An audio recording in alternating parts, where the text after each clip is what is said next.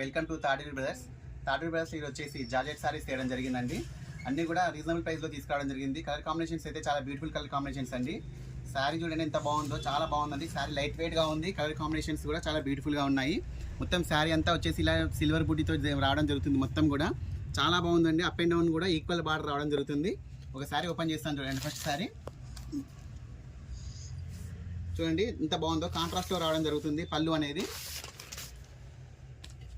పళ్ళు పార్ట్ అనేది కాంట్రాస్ట్లో రావడం జరుగుతుంది. శారీ యొక్క